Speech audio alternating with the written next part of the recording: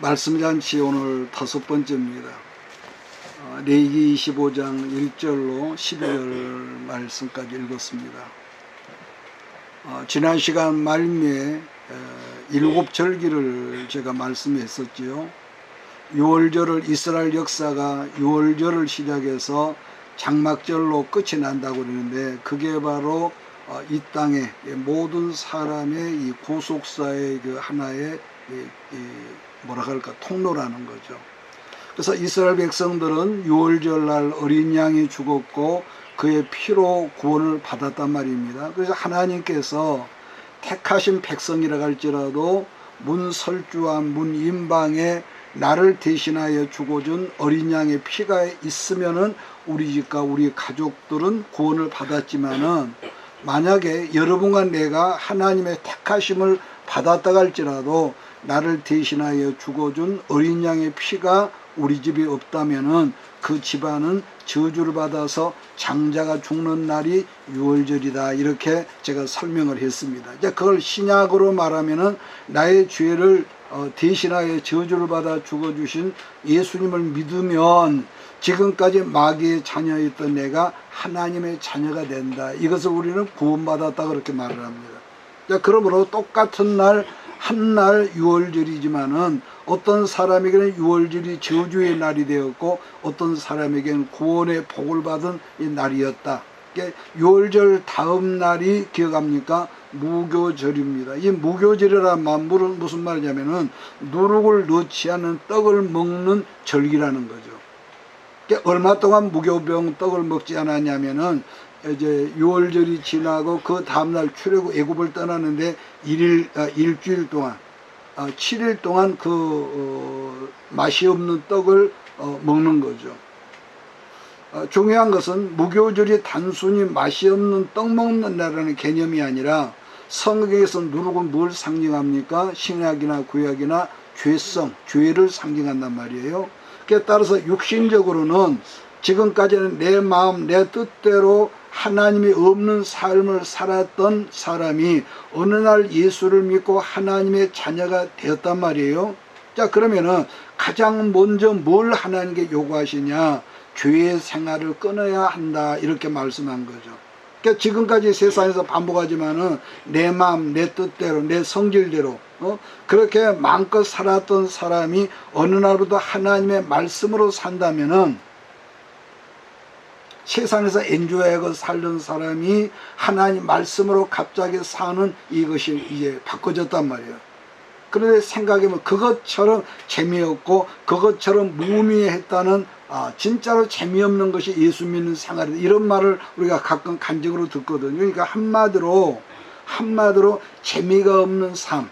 그러니까 떡은 떡이지만은 전라도 말로 징하게 맛이 없는 떡이 무교병이라는 거죠. 그걸 번제단으로 표현한다면은, 번제단에서 예수를 믿고, 신약에서는 예수를 믿고 구원받았죠. 구약에서는 번제단에서 이제 제물을 잡아서 내 죄 문제가 해결이 되단 말이에요. 중요한 것은 제 아무리 하나님의 전능하심으로 나의 죄 문제가 해결되고 이제는 하나님의 자녀에서 구원을 받았다 할지라도 내 삶 가운데, 여러분의 삶 가운데 죄를 짓게 하는 내 모든 죄 문제들을 어디로 가야 하느냐? 그랬다면은 구약으로 말하면은 물두멍이죠. 물두멍. 그러니까 번제단을 지나서 물두멍을 통과해야 한다. 만약에 하나님께서 안수해 주시고 세우신 제사장이라고 할지라도 물두멍에서 수족을 씻지 않으면은 성막에 들어갈 자격이 있다 없다? 없다는 거죠. 그렇게 예수님 말씀하기를 뭐라 합니까? 이미 예수를 믿고 죄 사함을 받은, 다시 말하면 목욕을 한 사람일지라도 뭘 씻으라는 거예요? 발, 손. 이걸 씻을 필요가 있다고 했기 때문에 주기도문에서 우리가 우리에게 죄 지은 자를 사해 준 것처럼 우리 죄를 용서해 주세요. 이걸 잘못 이 복음을 해석하면은 구원파처럼 한 번 예수를 믿고 죄 사함을 입은 사람은 뭐 이제는 절대로 이 죄에 대한 회개할 필요가 없다. 그러니까 이 복음이지만은 잘못 해석하면 그런 역사가 있는 거죠. 그래서 6월절을 통해서 구원받은 이스라엘, 6월절 예수님이 죽어준 그 십자가 대속의 사건으로 우리가 우리 몸을 씻는다는 것을 구원받았지만 우리 몸을 씻는다는 것을 구약은 죄악을 말씀의 물로 말씀의 그 물 금방 뭐라고 했죠? 말씀의 물인데 번제대로 나와가지고 물두멍, 이게 생각이 안 나네. 물두멍에서 죄를 씻는 걸 의미하지만은 신약으로 표현한다면 아까 제가 말했죠. 손이나 발에 바른 이 작은 죄를 의미하거든요. 이 되겠지만은 그러니까 또 한 가지는 오늘날로 위생적인 그런 정결한 이 삶의 문제. 그러니까 예수를 믿어도 굉장히 더럽게 사는 사람이 있거든요. 여러분 이해가 되기를 바랍니다. 그러니까 삶의 내용이죠. 우리가 지금부터 한 10여 년 전인가요?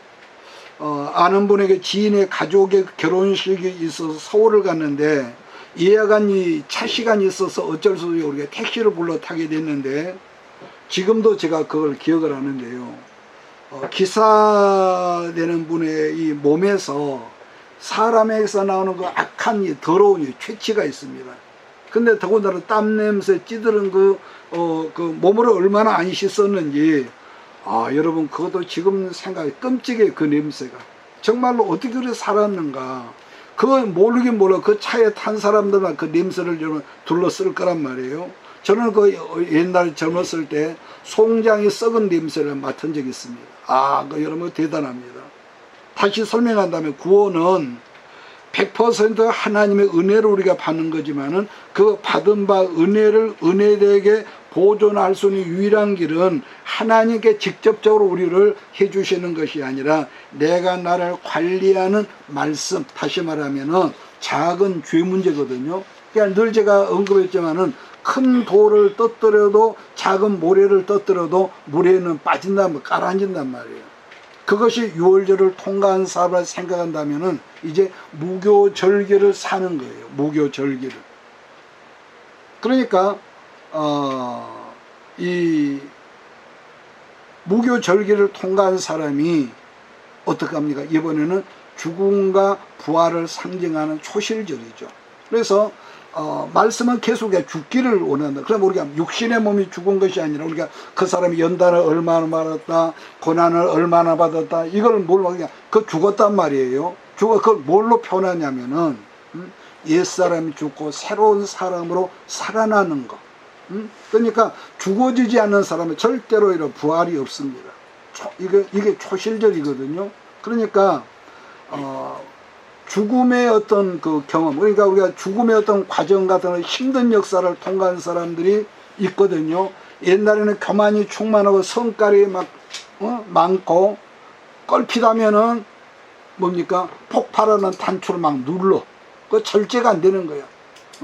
그걸 절제라고 눌러야 하는데 그걸 절제 못하고 막 폭탄을 터뜨리거든요. 그런데 그 힘들고 어려운 과정을 통과한 사람이 이제 죽었단 말이에요. 통과한 사람의 공통적으로 나타나는 게 뭐냐면 거기서 온유가 나오는 거죠. 이건 누구나 위해가 없어요. 나는 공부를 많이 했으니까 유학 가서 하기를 천만의 말씀입니다.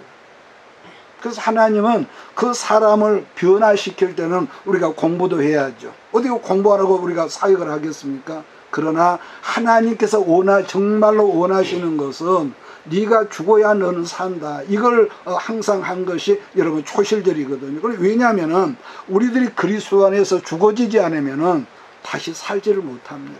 생명으로. 그래서 그 부활의 그 과정을 통과한 사람이 이제 그 다음 절기가 뭡니까? 초실절을 통과한 사람에게 이제 오순절이 주어진다는 것. 또 말씀을 제가 빼줬죠. 빠졌는데 초실절이라는 것은 우리가 쉽게 말하면은 절기로 말하면 맥주절을 말하기도 하지만은 신약으로 말하면은 예수 부활절, 이걸 초실절이거든요. 그러니까 여기서 오순절을 다르게 설명한 게 또 뭐냐면은 칠칠절이라고 그랬습니다. 이걸 모르면은 칠칠절은 뭐고 오순절은 뭐지 이렇게 이제 반문을 하는데, 그러면 칠칠절이 정확히 무슨 의미냐면은 유월절 절기를 지난 49일째 다음 날이 무슨 날입니까? 유월절이란 말. 그러니까 다시 써는 유월절을 지나서 50일째 되는 날이 오순절입니다. 그러니까 구약에서 한순 열흘이거든요. 그래서 77절이라는 말이 생겨난 것이지만은 진짜 이름은 오순절이니까 그러니까 안식일이 7번 지났기 때문에 77절, 77은 49. 근데 요즘에는 언제보다 불교에서 뭐 49절란 말을 하는데요. 참 어떻게 따다 쓴가 몰라. 그러니까 다시 설명하자면은 구약의 유월절은 예수님을 상징하는 어린 양이 죽는 날이 아까 무슨 절이다? 유월절이다. 그래서 지금까지 죄의 노예로 살던 사람들이 유월절을 통해서 이제 그날부터 이스라엘 역사가 새로 시작되고 그때부터 이제 모든 이제 법이 주어지거든요. 그러나 신약에서는 구약에서 예수를 상징하는 어린 양, 곧 사람으로 오신 예수 그리스도가 온 세상 만민을 위한 뭡니까? 대속 제물로 죽어주신 날이 신약의 유월절입니다. 우리는 그저 단순하게 유대인들이 로마 군한테 죽임을 받았다 막 이렇게만 알지만은 성경적인 의미는 아니죠. 예수님은 한 마리 어린 양 자격으로 오셨기 때문에 그가 죽어야만이 하나님께로 갈 수 있는 대속 제물이란 말이에요. 그러니까 똑같은 속죄 제물이었지만은 구약과 신약이 다른 것이 뭐냐 한다면은 구약은 짐승인 어린 양이 속죄 제물로 죽었다면 신약은 사람인 예수님이 죄인된 우리를 위해서 대속 제물로 십자가에서 피 흘려 죽어주셨다. 그런데 여기서 구약의 속죄 제물은 효과가 얼마 동안이라고요? 1년. 그러나 신약의 속죄 제물은 예수님이 십자가에서 죽은 그 대속 제물의 효과는 영원토록이다. 영원토록. 영원토록. 또 다른 한 가지라면은 구약의 속죄 제물은 오직 이스라엘 민족만을 위한 속죄 제물이었다면 신약의 속죄 제물이신 어린 양 예수님은 누구를 위한 겁니까? 이 온 인류 지구상의 모든 인생을 위한 대속 제물이었다는 거기 때문에 그래서 요한은 요한복음 3장 16절에서 말씀하기를 하나님이 세상을 기억합니까? 이처럼 사랑하사 독생자를 주셨으니 이는 저를 믿는 자마다 멸망하지 않고 영생을 얻는 길을 이제 하나님께서 어린 양 예수를 주었단 말이에요. 그래서 여기서 주의할 점은 하나님이 세상을 사랑했다는 말이죠. 세상을. 예수님께서 말씀하신 세상이라는 말은 오해하지 말고 우리가 교회를 말한 것이 아닙니다. 이걸 잘못한 교회를 사랑하고 예수 믿는 사람을 이렇게 해석하면 이건 여러분 틀렸습니다. 온 세상 하나님이 여러분 그 구원의 포커스는 여러분 온 세상이라는 거예요.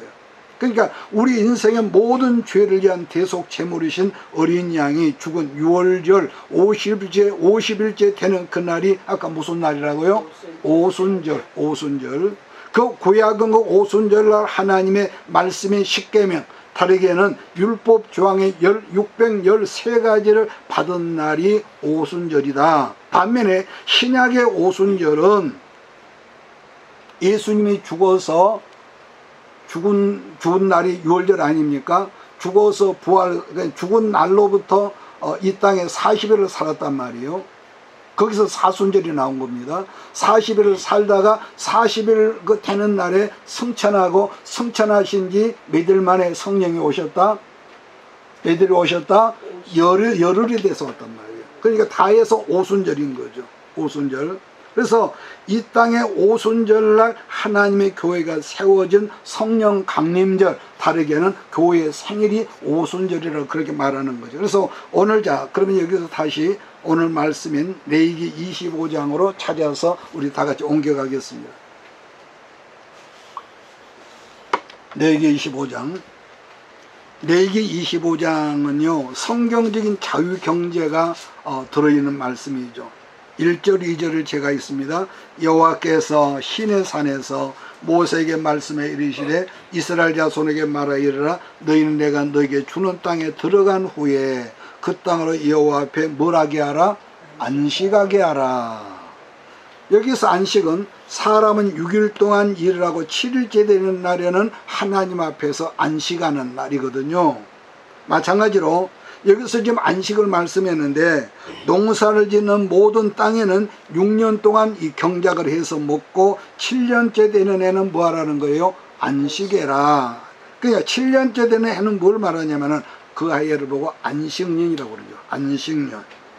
3절로 7절을 같이 읽겠습니다. 3절 7절 시작. 너는 6년 동안에 그 밭에 파종하여 6년 동안 그 포도를 가꾸어 그 소출을 거둘 것이나 일곱째 해에는 그 땅이 쉬어 안식하게 할지니 여호와께 대한 안식이라. 너는 그 밭에 파종하거나 포도를 가꾸지 말며 네가 거둔 후에 자라나는 것을 거두지 말고 가꾸지 아니하는 포도나무가 맺은 열매를 거두지 말라. 이는 땅의 안식이니라. 안식년의 소출은 너희가 먹을 것이니 너희와 내 남종과 내 여종과 내 품꾼과 너와 함께 거류하는 자들과 내 가축과 내 땅에 있는 들짐승들이 다 그 소출로 먹을 것을 삼을지니라. 그러니까 사람은 6일 동안 땀 흘려 열심히 일하고 7일째 되는 날에는 하나님 앞에서 안식하는 하나님 명령이죠. 그러니까 마찬가지로 농사를 짓는 땅은 6년 동안 이렇게 경작해서 먹고 살고 7년째 되는 해에는 그 땅에는 일절 농사를 짓지 말고 땅으로 하여금 쉬게 하라는 거죠. 여러분 항상 매 7년마다 모든 농사를 지었던 땅을 쉬게 하라는 것인데 옛날에는 그것이 율법으로 말미암아 정해진 하나의 법령이었죠. 법령이었지만은 그러나 현대 사회를 살면서 사람들이 생각하기를 왜 하나님께 7년째 된 해는 땅에 농사를 짓지 말라 했을까 하고 조사를 했더니 그렇게 하면은 땅심이라 하기도 하지만은 여러분 뭐죠? 이 기력이라고 그러죠. 기력을 굉장히 향상시키는 역사가 일어난다고 이 학자들이 했던 말입니다. 그러니까 지금은 사람들이 농사짓는 땅에 뭐랍니까? 그저 농사만 짓는 것이 아니라 좀 편하게 살기 위해서 농약 팍팍 뿌리, 독한 농약, 살충제, 그뿐입니까? 제초제를 뿌리거든요. 여러분 제초제가 뭐냐면은 2차 대전 당시에 독일의 히틀러가 유대인 600만 700명을 가스실에 집어넣어서 죽이게 했던 그 제초제가 그 히틀러가 사용했던 원료란 말이에요. 그러니까 그 엄청나게 독한 그 약을 땅에다 막 뿌리니까 땅 속에 남아있던 모든 기력을 없애버리는 농사법을 사용했지만 그러나 사람의 지혜가 그러니까 그걸 보면 사람의 지혜가 발전하고 발전할수록 사람이 편하게 살면 편할수록 어떤 문제가 생기냐면은 그런 땅에서 얻어진 이 땅에서 생산되는 농산물로 사람들이 지금은 깨끗하지 않습니까? 농산물이 깨끗한 거예요. 문제는 깨끗하게 얻어진 농산물로 말미암아 사람들 속에 엄청난 옛날에 들어보지도 못한 이 많은 질병들이 여러분 있다는 거예요. 여러분 얘들이 여러분 돌진한 아이가 고혈압 걸리고 돌진한 아이가 여러분 당뇨병 걸렸다는 그런 말은요 옛날에는 여러분 그 만화책이라 보던 말이죠. 뭐 어쩌다가 한번 우리가 그 면허를 간다든지 병문안을 간다든지 대학병원을 가보면은요 와 엄청난 사람들이 뭐 여기저기 북적북적하고요 참 병원에 한다는 게 얼마나 감사하냐. 무슨 병이가 걸렸기 때문에 그 병원에 사람이 많단 말이에요. 그런데 여러분 기력이 회복되면 어떻게 합니까? 땅 속에 기름이라든지 각종 박테리아 등등 좋은 땅으로 회복이 된다는 거죠. 그런데 이스라엘은 뭐 이건 우리도 마찬가지죠. 어느 순간에 신앙이 망가지면은 자꾸 옛날에 안 하던 일을 자꾸 한단 말이에요. 하나님 말씀에 정반대로 사는 것이 사람이거든요. 그러니까 이제 우리나라 경우는 그런데 이 경우가 어떻게 했냐면은 좁은 땅에서 옛날에 3천만 4천만 이렇게 살았는데 그러다 보니까 먹고 살았는데 언제 땅을 쉬게 하겠습니까? 그런 이 안식이 없는 땅이었는데 역사적으로 유일하게 딱 한 번 우리나라 전국토의 농토의 모든 땅을 쉬게 하는 그 때가 있었죠. 이 좁은 땅에서. 그게 언제였냐면은 1950년 6월 25일 6.25 사변 때 그런 일이 있었습니다. 그러니까 전쟁이 나서 방금까지 얘기하고 있었던 옆집 아저씨 아줌마가 폭탄이 들어서 멀쩡한 사람이 온몸이 갈겨야 찢어지고 시체로 죽어나가고 있을 때에 사람들이 얼마나 겁이 났겠습니까? 그 어떤 농사를 지을 수가 있냔 말이에요. 왜냐하면 그때가 6월 25일일 때니까 그때가 시기적으로 뭐 할 때입니까? 모내기를 집중적으로 할 시기라는 거죠. 그랬는데 전쟁 때문에 사람들이 여기저기 죽고 시체가 나둥그러지게 사람들이 겁이 나가지고 피난 가느라고 모내기를 못한 거예요. 그랬었는데 기록에 보니까 그 다음해인 1951년 농사가 너무 잘 되어서 태풍이 들었다는 그런 기록의 문서를 제가 한번 옛날에 본 적이 있죠. 그러니까 동족 상잔의 비극이었던 6.25 전쟁 때문에 생각하지 못했던 안식년으로 하늘을 쉬고 났더니 묵은 땅이 땅심이 회복되고 보니까 그 다음에 1951년에는 큰 풍년이 들었다는 그런 우리가 문서를 봤다는 거죠. 그러니까 이처럼 우리들이 몰랐을 때는 몰랐으니까 그렇지, 알고 보면 성경에서 말씀하는 법에는요 그만큼 여러분 하나님의 말씀의 깊이가 있다는 설명이 되는 거죠. 자, 그 다음으로 레위기 25장 8절로 10절을 같이 보겠습니다. 8절로 10절 시작. 너희는 7 안식년을 계수할지니 이는 7년이 7번인즉 안식은 7번 동안 곧 49년이라 7째 달 열흘날은 속죄일이니 너는 뿔나팔 소리를 내야 돼 전국에서 뿔나팔을 크게 불지며 너희는 50년째 해를 거룩하게 하며 그 땅의 모든 주민을 위하여 자유를 공포하라. 이 해는 너희에게 희년이니 너희는 각각 자기의 소유지로 돌아가며 각각 자기의 가족에게로 돌아갈지며 그 50년째 해는 너희의 희년이 너희는 파종하지 말며 스스로 난 것을 거두지 말며 가꾸지 않은 포도를 거두지 말라. 여러분, 조금 전에 제가 유월절과 오순절을 설명할 때 유월절 다음부터 7주일이 지난 곧 49, 7주 다음에 49주죠. 그러니까 49일이 지난 다음이 아까 무슨 날이라고요? 오순절이라고요. 오순절. 50일째, 그러니까 애굽을 나온 지가 지금 50일째 되는 날인데 그 날이 아까 무슨 날이라고요? 오순절 잊지 마시고. 그런데 지금 말씀의 희년이라는 것은 매 안식년이 아까는 안식일이었는데 지금 매 안식년이 7번 지난 그 해에, 그러니까 49년이 된 그해 7월 10일 대속죄일을 지금 언급하거든요. 그러니까 그러면은 전국에 흩어진 레위파가요, 옛날에 그 레위가 그 자기 형 시몬하고 세겜 사람들을 여러분 속여가지고 몽땅 죽였지 않습니까? 그래서 그 아버지 야곱이 죽으면서 여러분 유언하기를 레위와 그 시몬은 그 혈기로 사람을 죽였으니까 저주를 했고, 나중에 또 설명할 때 있겠지만은 레위는 사방에 흩어져 없어버려라 이랬습니다. 근데 하나님께서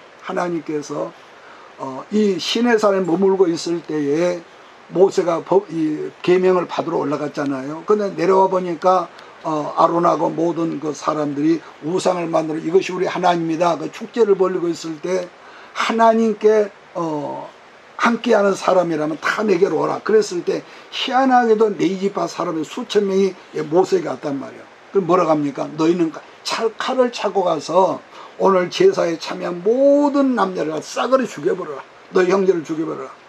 그러니까 살인을 하지 말라고 했던 하나님께서 이방 우상을 섬기는 모든 이스라엘 사람 수천 명을 떼그리 죽여버렸어.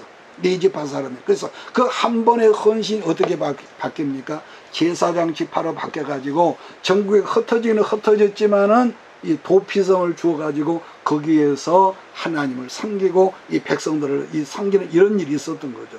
그래서 전국에 흩어졌는 모든 레위지파 제사장들이 7월 10일 날 일제히 이스라엘 전국에 자기들 조상 누굽니까? 아브라함이 아들 이삭을 모리아산에 죽이려고 그랬을 때 하나님께서 아브라함이 뭐랍니까? 막 죽이려고 그러니까 그만해라. 네 헌신이 그만하면 족하다면서 이삭을 죽이지는 않았지만 이삭을 하나님께서 받은 것을 해줬단 말이에요. 근데 아버지 아브라함이 그 감격의 순간에 아들 이삭을 부둥켜 안고 순간에 뒤를 돌아보더니 뭐가 있다고 그래서 수풀에 걸린 큰 순양의 뿔에 걸린 그 뿔이 있었는데 그 이 수풀에 그 뿔이 걸린 순양을 잡아다가 아들이 죽어야 할 그 현장에 아들을 대신해서 뭘 죽였다? 순양을 죽였다. 우리가 죽어야 할 현장에 누가 죽었다? 예수님이 죽었다. 이게 이제 성경에 연결되는 거죠. 그래서 그것을 아들을 대신해서 순양을 이 번제로 드렸단 말이에요. 그때부터 이스라엘 민족 속에 어떤 전통, 어떤 상징이 생겼냐면은 순양의 뿔이 모든 전쟁, 모든 국가 행사 때마다 그것을 나팔로 만들어 뚜리고 부른 거죠. 뚜하고 불렀어. 그러면은 그 나팔 속에 전국 여러 곳에서 여러 곳 이 도피성에서 제사장들이 이렇게 높은 데 올라가서 이 나팔을 동시에 불면은 어떤 일이 생겼냐면은 50년마다 울려 퍼지는 희년 나팔 소리가 이스라엘 민족 공동체 모두에게 안식년이 선포가 되는 거죠. 이게 무슨 말이냐면은 이때는 이제 50년째가 되는 날이 안식년이기도 했지만은 또 무슨 날입니까? 따라서 이제 희년이었다. 자, 희년은 깃불이 자거든요. 희년인데, 그러면은 나팔이 불면 그 순간부터 사람도 팔렸던 종들도 감옥에 간 종들도 제수들도 모든 짐승들까지 다 한 해 동안 안식을 쉰단 말이에요.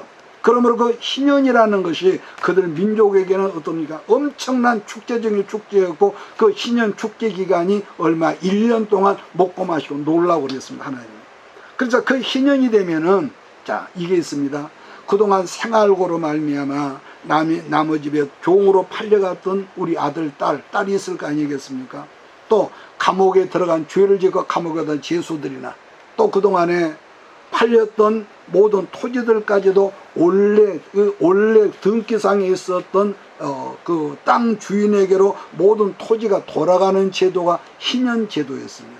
물론 이런 말씀은 나중에 또 제가 정리를 해서 하겠습니다만, 그래서 몇 번 제가 말씀했지만 하나님은 말씀하기를 모든 땅의 주인은 사람의 네가 아니고 나다 그랬습니다. 그래서 땅을 못 팔겠습니다.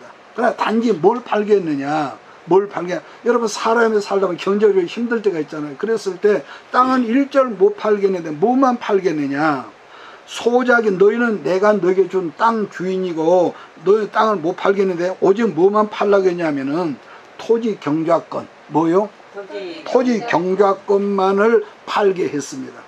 무슨 말이냐면은 모든 토지 매매 원칙을 희년에 있었는데, 다시 그걸 설명하자면 내 땅 1만 평을 A라는 사람에게 팔아야 했는데 어떻게 팔아야 했냐? 땅을 못 팔겠다 무슨 말이냐 하겠지만은 뭘 파냐면은 토지 경작권이 그 기간이 50년이야. 올해가 지금 희년입니다. 그러면은 희년 나팔이 불고 나서 올해가 지금 다음 희년까지 50년 남았어. 그러면은 50년 어치를 계산해서 매매를 하는 거예요. 뭘 매매를 해요? 경작권. 반면에 희년이 앞으로 30년, 20년 남았습니다. 그러면은 그 나머지 30년, 10년의 경작권만을 A에게 내가 돈을 받고 파는 거예요. 그래서 이스라엘 민족의 여호와 하나님을 경외하는 신앙이 살아있을 때만큼은 항상 원래 회복이 되니까 그때는 평등 경제가 이루어져, 이렇게 말하는 거죠. 그랬었는데 그들 가운데 뭐가 들어왔습니까? 곰팡이인 이방신, 바알신, 이런 것들이 들어오면서부터는 그러한 평등, 왜 사람 욕심이 많으니까. 그전에는 하나님 말씀대로 살려니 내가 돈이 땅을 못 샀는데 이 바알 문화, 이방신 문화가 들어오니까 서서히 이제 이 높은 관직에 있는 사람 무너졌단 말이에요. 그래서 그러면 평등 경제가 깨어지고 그 희년을 지키지 않으면서 나라가 뒤죽박죽, 하나님 말씀이 없어지면서 엉망이 된 거죠. 자, 레위기 25장 10절을 다시 읽겠습니다. 10절 다시 한번 읽어볼까요? 시작. 너희는 50년째를 거룩하게 하여 그 땅에는 모든 주민을 위하여 자유를 공포하라. 이에는 너희의 희년이니 너희는 각각 자기의 소유주로 돌아가며 각각 자기의 가족에게로 돌아갈지며. 따라서 본문의 희년이라는 문자를 한자로 바꾸면, 우리말 지금 성경은 전부 다 원래 한문 성경인데 우리 한글로 이 번역 바꿔진 거란 말이에요. 근데 여기 희자가 아까 뭐라고요? 기쁠희라고 했습니다. 그래, 희년이라는 것은 기쁨의 해 또는 나팔의 해, 희년 나팔의 해라는 거. 그래서 우리 아버지 때, 우리 할아버지 때에 생활에 아주 긴급한 문제가 있어서 어쩌려고 토지 경작권을 다른 사람에게 팔렸지만은 희년이 되고 보니까 그 자손이, 손자인 나, 아들인 내게로 팔렸던 땅이 되돌아오는 것이 희년 제도였습니다. 그래서 여러분 잘 아는 열왕기상에 나온 누구죠? 나봇이라는 사람이 있죠. 그 나봇의 비극이 뭐냐면 왕궁 곁에 있었어. 북왕국. 그래서 북왕국 왕 당시에 누굽니까? 아합 왕이 식구가 많이 늘었든지 바로 왕궁 곁에가 나봇의 포도원이 있어서 이것을 나한테 파시오. 팔면은 내가 돈을 더 주겠습니다. 아니면은 이 땅보다 더 크고 좋은 땅을 당신에게 주겠습니다. 있는데 나봇이 거절하죠. 하나님께 우리에게 주신 기업을 팔 수 없다고 그랬습니다. 그것 때문에 이제 그 아합하고 이세벨이 뿅 가가지고 사건을 만들지 않습니까? 뭐 그걸 설명하자 오래 가니까. 자, 그랬기 때문에 팔렸던 모든 땅이 되돌아오는 것, 팔렸던 우리 아들, 딸이 종으로 나갔는데 다시 돌아오는, 그랬기 때문에 모든 경제가 시작했던 출발점으로 되돌아왔기 때문에 평등 경제가 회복되는 희년이다 그랬는데, 그러므로 희년에는 자유가 있었고 평등이 함께 있었다. 자, 그랬는데 예수를 믿는 사람들 가운데 엉뚱한 이방 문화가 들어왔다고 그랬거든요.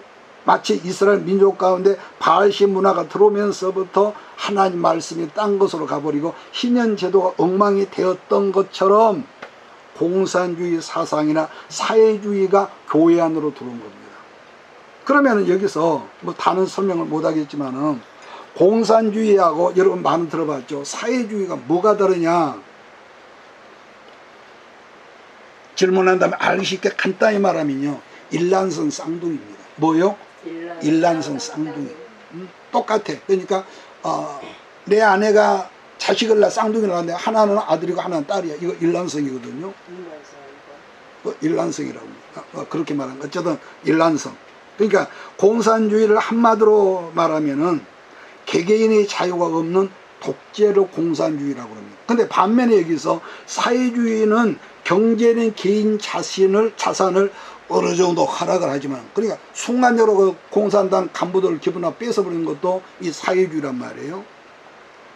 그래서 여전히 정치는 공산주의를 하고 있습니다. 지향을 하는 거죠. 그러니까 지구상의 유일한 공산 독재주의라면 어디겠습니까? 딱 하나인데 북한이죠. 북한. 공산 독재주의란 말이에요. 그런데도 우리나라 좌파 정치인들은 또 이 언론인들은 북한을 동경하다, 가지도 않으면서 그래. 가서 살지도 않으면서. 그래서 나는 전라도 토백이지만은 전라도 사람, 나도 처음에 우리 김대중 씨가 대통령에서 가슴이 벌렁거리면서 그렇게 좋았어. 그런데 내가 나중에 이제 공부를 하면서 우리 한국 역사를 보다 보니까 김대중, 노무현, 문재인, 이재명 전부 다 좌파였어.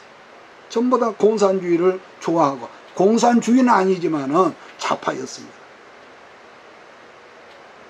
그러니까 지금 중공이나 러시아, 베트남, 라오스, 캄보디아, 쿠바, 또 베네수엘라 등등의 나라는요 좌파 사회주의 나라입니다. 지금도 정치적으로 그래요. 그런데 보면 여러분 보십시오. 공산주의 치곤 가난한 부자 나라가 없습니다. 다 가난하죠. 다 가난해. 그러니까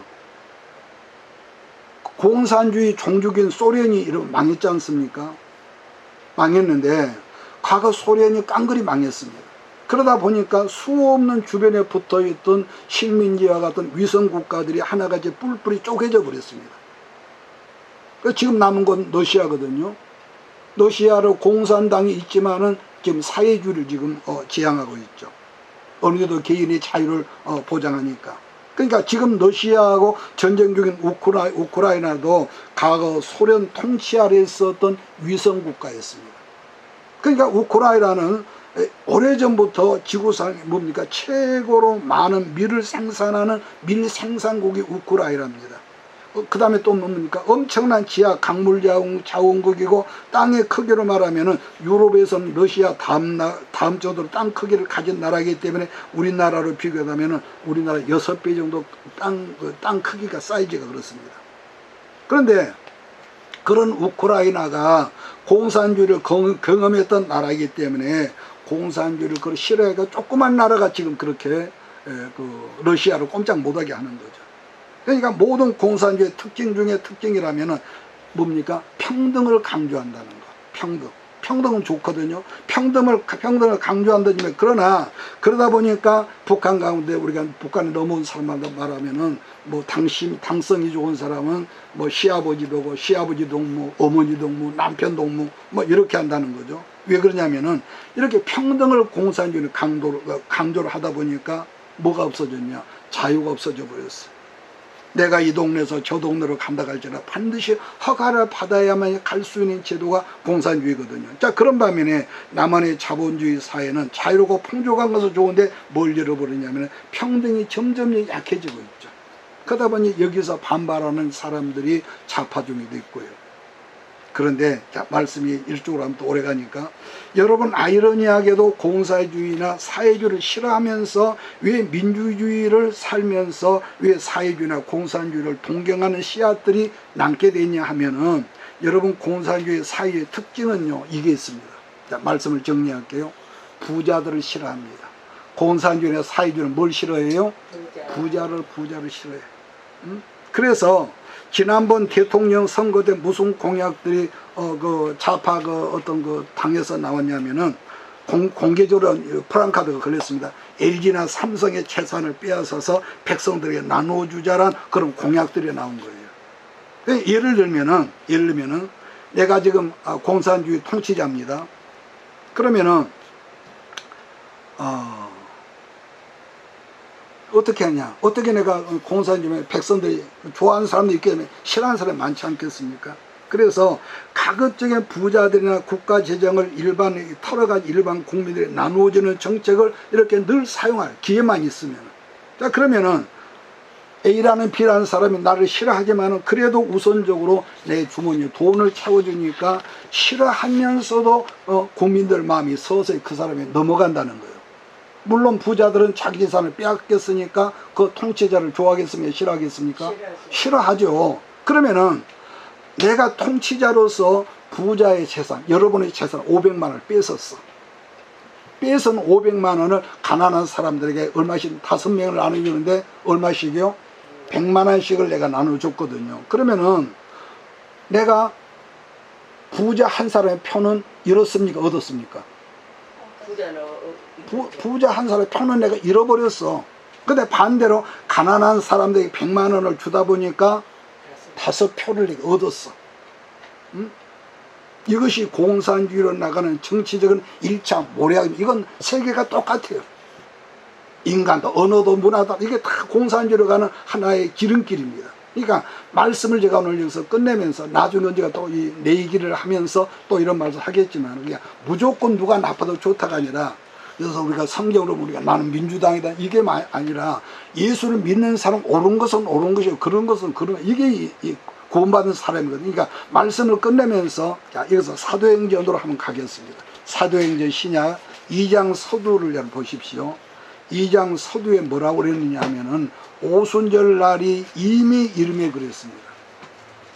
자, 오순절 날 예수님이 부활 성찬하신 몇 일 만이에요? 아까 성찬한 지 10일이랍니다. 그날이 오순절이니까 구약은 한 순이 열흘이라고 그랬습니다.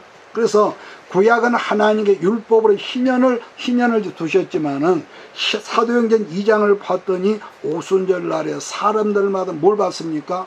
성령 충만을 받는단 말이에요. 그래서 오순절 뜻밖의 기도만 하고 있었는데 성령 충만을 받고 보니까 모든 사람들 마음이 변화되는데, 그래서 사도행전 2장을 자발적 희년의 역사가 이르는 날이라고 이렇게 말하는 거죠. 자발적 희년.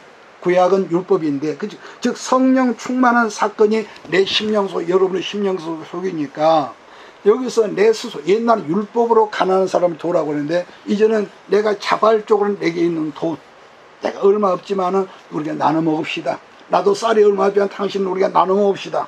이렇게 나도 어려운 형편 속에 있지만 자발적으로 어려운 사람 꼴을 못 보는 거야. 성령으로. 그러니까 그걸 자발적 희년이라고 그러거든요. 그래서 여러분, 우리가 살아갈 때 여러 가지 형편도 있고 짜증나고 궁핍가 있지만은 어떤 환경 속에 있을지라도 여러분 성령 충만을 사모하는 여러분 되기를 예수를 축원합니다. 자, 사도행전 2장 44절을 보고 오늘 말씀을 끝내겠습니다. 사도행전 2장 44절로 47절 시작.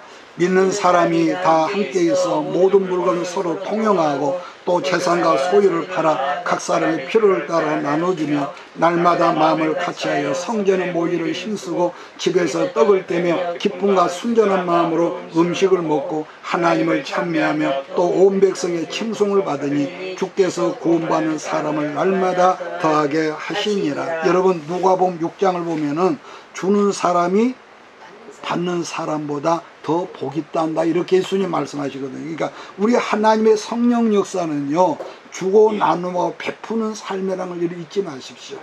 근데 중요한 것은 자 이따 말하겠습니다. 우리들이 성령으로 살면은 네건 내 것이라는 구분이 없어지지만 문제는 이 본문에서 말씀하는 영적인 역사가 없어진다면 여기서 오해하지 말아야 합니다. 없어진다면은 그때는 저절로 나도 공산주의가 되는 거죠. 이 말이 이해가 됩니까? 그러니까 나눠주고 베푸는 것이 성령 역사지만은 여기서 영적인 것을 빼버리면은 우리는 평등 경제. 그러니까 공산주의는 부자들 강제로 뺏어가 북한 같은 보면은 여러분 그 토지 경제법을 했거든요. 그러나 우리나라는 이승만 대통령이 시작할 때 돈을 주고 부자들 땅을 사서 몇 년 동안 나누어서 갚으라고 그랬습니다. 그래서 그런 점은 여러분 공산주의가 어디서 생겨나냐 어디서 나타나냐 하면은 하나님의 교회에서 어디서요? 하나님의 교회에서 공산주의가 나타났어요. 이제 교회에서 여러분 오늘 안티크리스찬이 만든 것처럼 복음이 복음되지를 못한 변절된 사람들로부터 안티가 나오고 공산주의가 거기서 나온 거예요. 레닌과 또 스탈린 여러분 신학교 2학년 그 당시에 2학년 졸업반 안수받기 몇 주 전에 여러분 공산주의 탈바꿈했다고 그랬거든요. 그러므로 여러분 예수 그리스도 안에서 나는 늘 소망하듯이 여러분도 하나님 많은 축복받기를 소원하는 그런 기도가 여러분이 있기를 바랍니다. 그럼 왜 여기서 이런 말을 하면서 끝내냐면은 물론 이 말을 잘못 듣고 잘못 해석한다면은 복음적으로는 분명히 어폐가 있는 말이지만은 그러나 분명한 것은 왜 그러느냐 내가 아무리 주고자 하고 베풀고자 하더라도 내가 있어야 주지. 여러분 이 말에 동의하십니까? 아무리 내가 성령으로 살지만 없으면은요 속상하고 내가 주고자 하면 뭐 없어 안 돼. 내가 아무리 주고자 우리 부모를 도와야 하고 우리 형제를 도와주면 내가 없으면 못 한다니까. 물론 차고 넘쳐도 자기 것만 챙기는 사람도 여러분 오늘날 예수님은 얼마나 많습니까? 입으로만 충만한 사람. 그러나 우리는 주고 나눔하기 위해서 우리가 많은 축복을 여러분 사모하고 그래서 오늘 많은 하나님의 교회들이 예수 이름으로 세워진 수많은 병원이나 수많은 기독교 기관들이 이러한 영적 개념을 잃어버리면서부터 짠맛을 잃어버린 변질된 소금이 되었다는 걸 잊지 말고 항상 기도할 때 짠맛을 가진 우리 교회, 짠맛을 가진 우리 목사님, 짠맛을 가진 우리 가정 되게 해달라고 여러분 풍성한 은혜를 사모하고 물질도 사모하면서 그러한 신앙으로 우리가 남은 한 주간도 승리하는 우리 모두가 되기를 예수의 이름으로 축복합니다. 이것이